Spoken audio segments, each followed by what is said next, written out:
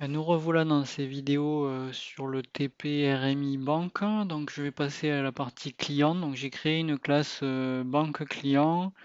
J'ai fait générer un main à Eclipse et dedans j'ai fait un copier-coller. J'ai repris en fait le menu, le petit menu que j'avais fait pour le client TCP et le client UDP.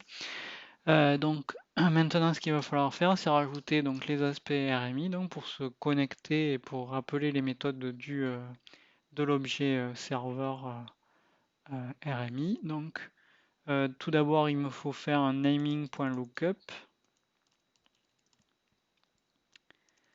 Je dois préciser l'URL.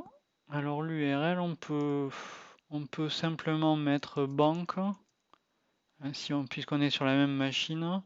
Si on est sur une machine différente, on peut mettre rmi//local, enfin le nom de la machine. Donc ici c'est localhost. Bon, une solution ou l'autre fonctionnera. Il me faut importer naming. Alors, ce que je récupère, il me dit qu'il y a des exceptions, je vais y rajouter un throws.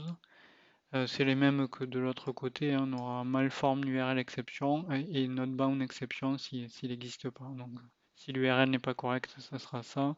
Si il n'y a personne enregistré avec le nom banque, on nous renverra not bound exception. Et pour toutes les autres exceptions, exception d'entrée-sortie, ça sera du remote exception. Donc il me faut récupérer ce que me renvoie cela et je vais le caster en souche en type vers le type banque, donc le type de l'interface. Voilà, il faut importer ce type. Voilà, donc désormais j'ai ma souche banque et je vais pouvoir appeler les méthodes dessus. Donc dans le cas 1, c'est la création d'un compte. Donc il suffit de faire créer compte.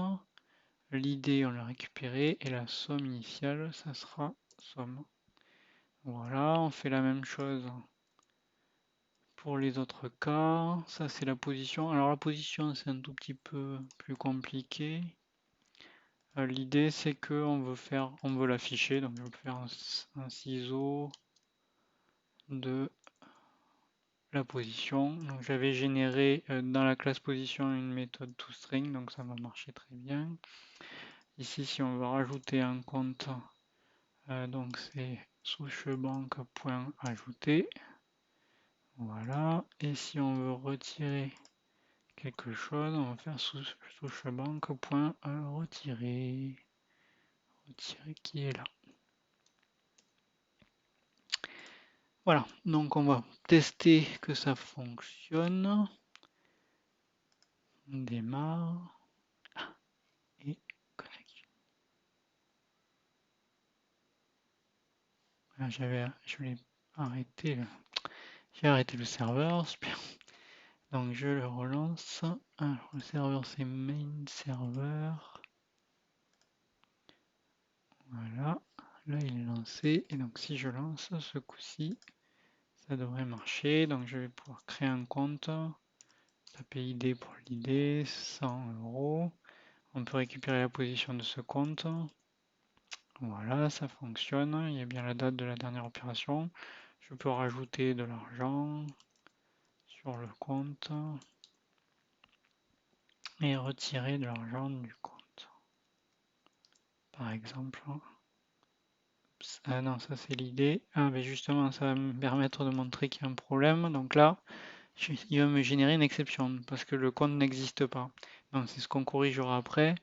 Je vais relancer. Si je fais le compte existe toujours, hein, c'est pas parce que ça a craché côté client, hein, ça n'a pas craché dans le serveur, donc pas de souci de ce côté-là. Si je retire donc une somme, ID, voilà, et je peux à nouveau regarder la position. Voilà. Donc effectivement, le souci, c'est qu'il y a des problèmes avec les exceptions, et d'autre part, si je recrée le compte avec le même ID, ben, ça va l'écraser. Donc si j'y mets 122 €, désormais, mon compte, il y aura 122 €. Donc là, ça va pas, il va falloir corriger ces problèmes-là. Donc on verra ça dans une prochaine vidéo. Voilà, merci.